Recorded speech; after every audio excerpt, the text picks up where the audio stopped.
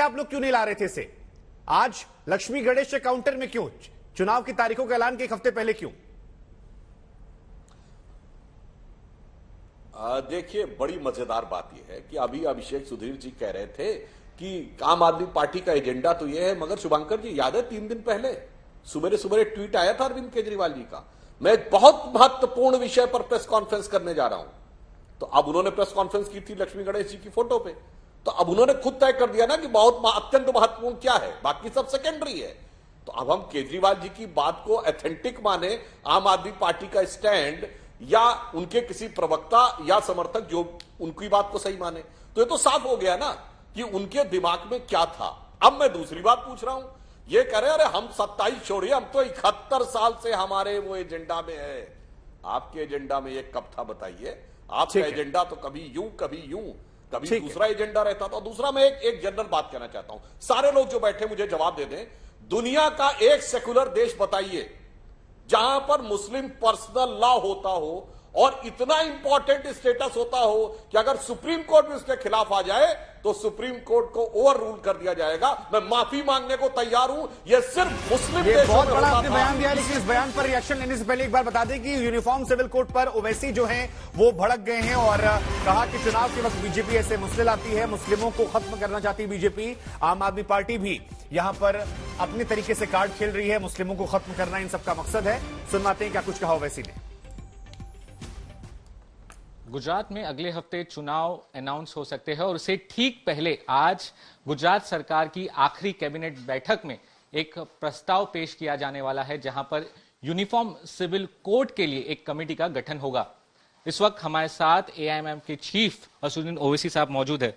Sir, चुनाव के ठीक पहले आखिरी कैबिनेट की बैठक में ऐसा प्रस्ताव आएगा, इस मुद्दे को आप किस तरीके से देखते हैं? नहीं, मुझे कोई ताज्जुब नहीं है। भाजपा की पुरानी ये आदत है कि जब कभी चुनाव आते हैं तो इस तरह के मुद्दों को उठाती है अपनी सियासी रोटी सेकने के लिए। मुझे इस पर कोई ताज्जुब नहीं है। ये तो उनका एक तो एक्सपेक्टेड था कि और करेंगे और बहुत सी चीजें करेंगे। पहले उत्तराखंड के पहले ये ऐसा किया गया था, वहां पर अब गुजरात में ऐसा किया गया है, किस तरीके से आप देखते हैं? देखिए, मेरा मानना यह है कि ये बीजेपी असल मुद्दों पर बातचीत करना नहीं चाहती। कोविड में वो नाकाम साबित हुए पूरे गुजरात में। कई गुजरात के गुजराती जनता को बेड नहीं मिला, ऑक्सीजन नहीं मिला, उनकी मौत हो गई, तो वो एक नाकामी है।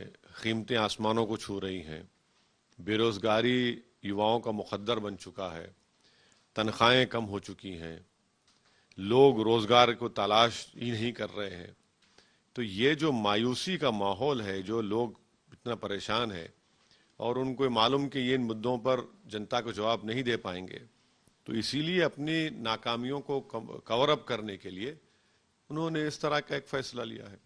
सर, आप एक खुद बैरिस्टर है और इस लॉ के बारे में आप अच्छे से बता भी सकते हैं, लेकिन क्या आप इसको मुस्लिम या ट्राइबल विरोधी लॉ समझते हैं? तो हमारा बोलना यही है कि गुजरात में ट्राइबल लोग हैं, वो कैसे एक्सेप्ट करेंगे उसको? हमने तो कॉन्स्टिट्यूशन में उनको प्रोटेक्शन दिया है।